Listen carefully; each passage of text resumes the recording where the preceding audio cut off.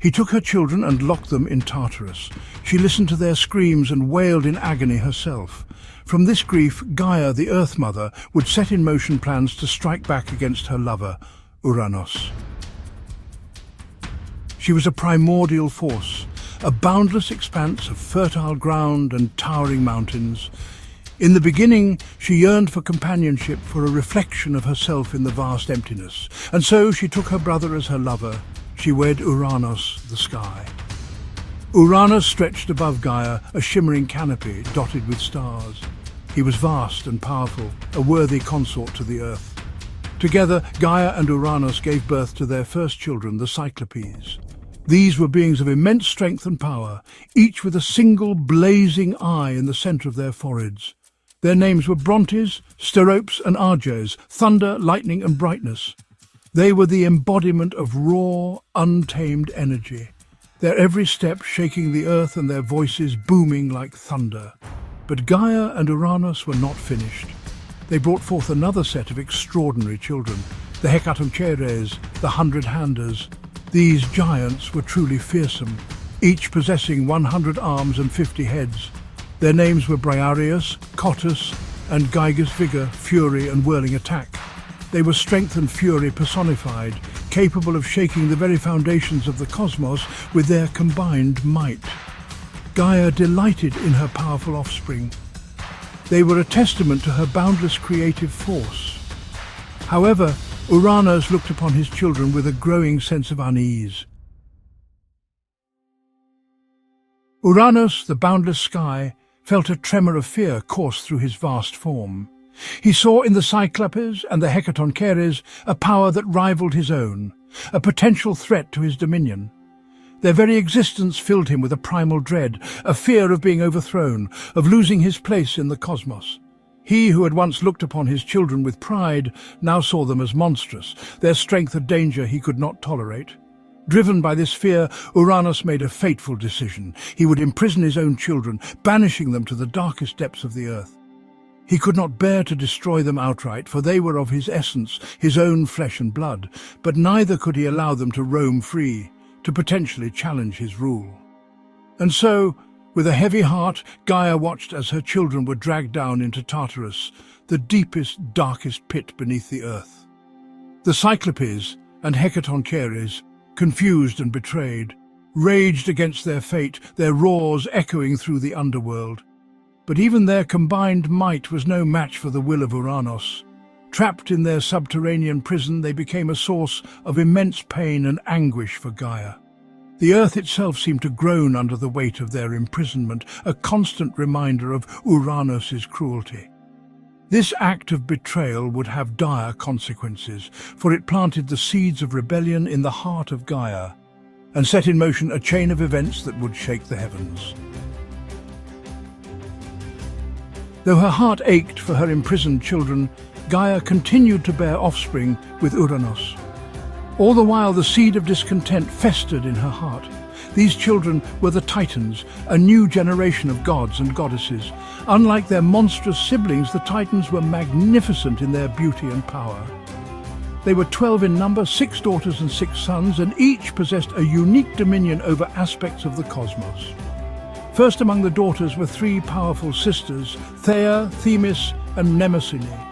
Theia, radiant and wise, was the Titan of sight and the shining light of the heavens.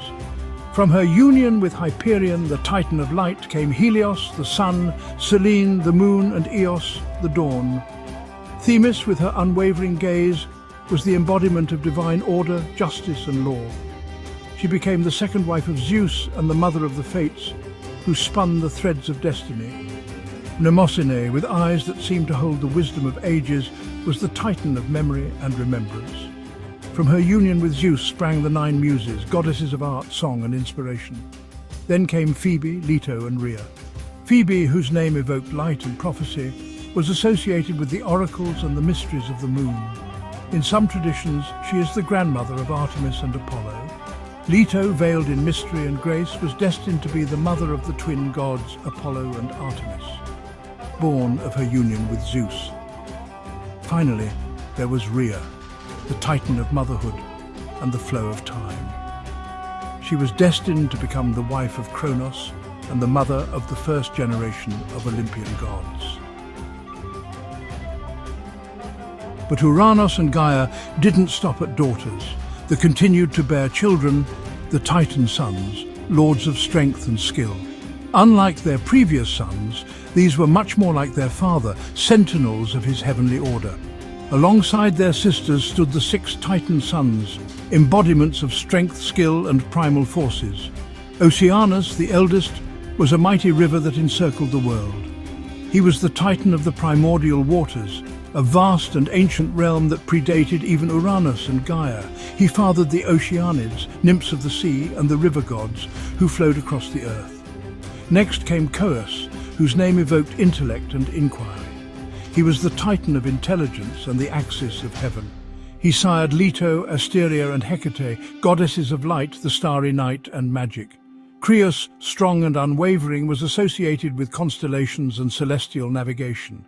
His lineage included Astræus, Pallas, and Perses, representing the stars, wisdom, and destruction. Hyperion, radiant and proud, was the Titan of light and observation. He was the father of Helios, the sun, Selene, the moon, and Eos, the dawn, bringing light to the world. Iapetus, whose name resonated with piercing and transgression, was associated with craftsmanship and mortality. He fathered Atlas, Prometheus, Epimetheus, and Menoetius, figures associated with endurance, foresight, afterthought, and rash action. Lastly, there was Kronos, the youngest and most ambitious of the Titans. He was destined for greatness, but his path would be paved with betrayal and bloodshed. He would become the leader of the Titan rebellion and usher in a new age. Gaia's sorrow and the seeds of rebellion. Gaia, the Earth Mother, looked upon her Titan children with a mixture of pride and sorrow. They were magnificent beings, powerful and beautiful, but their existence did little to ease the pain she felt for her imprisoned children, the Cyclopes and the Hecatoncheires. Their tormented cries echoed constantly in her ears, a constant reminder of Ouranos' cruelty. Gaia pleaded with Ouranos to relent, to free their children from their torment. She argued that their power, properly channeled, could be a boon to the cosmos. But Ouranos, still consumed by fear, refused to listen. His new children pleased him, and those he had shut up were constant reminders of his own failure to bring order from chaos. He had tasted power, and would not tolerate any threat to his rule, not even from his own offspring. Gaia's sorrow turned to anger, and her anger to a burning desire for revenge. She loved her children, all of them, and could not bear to see them suffer any longer. She began to whisper words of discontent among her Titan children, subtly planting seeds of rebellion in their hearts. She knew that only by overthrowing Ouranos could she hope to free her imprisoned children and right the cosmic imbalance he had created. The Titans, caught between loyalty to their father and empathy for their mother's plight, were hesitant at first. But as Gaia's pain and anger grew, so too did their resolve to act. They saw the injustice of Ouranos' actions and the need for change. A conspiracy began to take shape, a plan to challenge the rule of the sky god and usher in a new era. The ambitious sun and the adamantine blade. Among the Titans, Kronos proved most receptive to Gaia's pleas. He was the youngest, filled with ambition and a thirst for power. He had always chafed under Ouranos' rule, resenting the way he treated their mother and imprisoned their siblings. Fueled by his close relationship with his grandmother Nyx, Kronos began to resent his father. Gaia saw in Kronos the perfect instrument for her revenge. She approached him in secret, revealing her plan to overthrow Ouranos. She promised Kronos dominion over the cosmos if he would lead his brothers in rebellion against their tyrannical father. To aid Kronos in this dangerous endeavor, Gaia fashioned a weapon of immense power, a sickle forged from the heart of a mountain, its blade sharper than any mortal sword. This was the adamantine sickle, a weapon capable of harming even the gods. With this weapon in hand, Kronos would become a force to be reckoned with. Armed with the adamantine sickle and fueled by a desire for power and revenge, Kronos agreed to lead the rebellion. He rallied his brothers, convincing them of the righteousness of their cause. The time had come to challenge Ouranos' rule and usher in a new order. This is the story of Gaia, her sacred rebellion and the hidden female contribution to the theogonies of the ancient world. In the sacred creation narratives we find in the Book of Genesis, the Orphic Rhapsodies, and the Enuma Elish, we encounter a transformation of the divine feminine so profound it would reshape the very foundation of human consciousness. We find the deliberate metamorphosis of divine feminine power across the great traditions and their coloration of the cosmic birth of divinity and humanity. Let's look first at the verses of the Enuma Elish. When the heavens above did not exist, and earth beneath had not come into being, there was Apsu, the first in order, their begetter, and demiurge Tiamat, who gave birth to them all.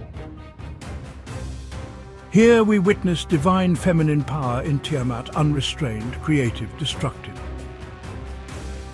Essential to the very fabric of existence, yet this image would prove too powerful for those who sought to reshape humanity's relationship with the divine. In the Orphic tradition, we encounter her as Gaia, still mighty but now in partnership rather than primordial sovereignty. Gaia pleaded with the Titans to overthrow their father for having cast her progeny into Tartarus. But what appears as a simple mythological evolution reveals itself as something far more deliberate when we follow the thread to Genesis. Here, the mighty Tiamat becomes merely Tehom, the deep, the void, the passive waters awaiting divine command. Va'aretz haita tov vabov, and the earth was formless and void. This is not mere coincidence. The Hebrew authors of Genesis were not ignorant of these older traditions. They were in direct conversation with them, perhaps in direct competition. The transformation of Tiamat into Tehom represents not evolution but revolution, a deliberate recasting of divine power into strictly patriarchal terms. Consider the pattern in Babylonian tradition: Tiamat as primal creator, in Orphic wisdom Gaia as divine partner in creation, in Genesis Earth as passive recipient. Devoid of agency, a mere receptacle of the seminal work of God the Father. With each step we witness not just theological development but political transformation, the systematic disempowerment of the divine feminine in service of an emerging patriarchal monotheism. What was once a political or social agenda became an ontological veiling of the divine feminine and her creative power. Consider first the words of the Enuma Elish, where feminine power stands unconcealed. There was Apsu, the first in order, their begetter, and demiurge Tiamat, who gave birth to them all. They had mingled their waters together before meadowland had coalesced and reedbed was to be found. Here we witness the divine feminine in her full sovereignty, not merely participant but prime mover of creation itself. Tiamat's waters are not passive but generative, her power not derived but primary. Yet watch how this primal power transforms in Genesis, and the earth was formless and void with darkness over the face of the deep. The linguistic evidence is striking. Tehom, the deep, directly echoes Tiamat's name. But now these waters await animation from outside, no longer self-generating but requiring divine command from the male aspect. Let there be. The deliberate nature of this transformation becomes even clearer when we examine specific parallel passages. In the Enuma Elish, when Tiamat opened her mouth to consume him, he drove in the evil wind that she closed not her lips. The fierce winds filled her belly. Compare this to Genesis's subtle echo. And the Spirit of God moved upon the face of the waters. The same elements appear: wind, water, divine power, but fundamentally reordered. What was once a cosmic battle becomes a peaceful act of creation. The feminine waters that once fought back now quietly submit to divine will, the will of the patriarchal God. But between these extremes stands the Orphic tradition, where Gaia reveals another possibility. Divine feminine power expressed through cosmic justice, Gaia pleaded with the Titanis to overthrow their father for having cast her progeny into Tartarus. All the siblings rallied to her supplication, with the exception of Ouranos, who brooded darkly in the halls of his palace, trying to decide what to do. Here we witness not submission, but sacred rebellion, a mother's power expressed through protection of divine potential. When Ouranos imprisons her children in Tartarus, Gaia doesn't merely lament, she acts. The suppression of divine feminine power was never truly complete. It was transformed, encoded, and in the Orphic tradition, expressed through necessary rebellion. As we stand on the precipice of cosmic revolution, we must ask, was the apparent submission of feminine power in later traditions truly suppression? Or was it, like Gaia's subtle influence, a strategic veiling of power that would emerge at the crucial moment? Gaia, our mother, has never left us. No matter how they try to suppress her, she lies in wait, patient, cunning, and ready to strike back with all the fury of the earth. Join us in our next exploration as we witness the fulfillment of Gaia's sacred rebellion, when heaven's blood will water the earth, and from this divine wound a new cosmic order will emerge, for the mother's power, though transformed, was never truly contained. And her children are about to shake the very foundations of reality itself.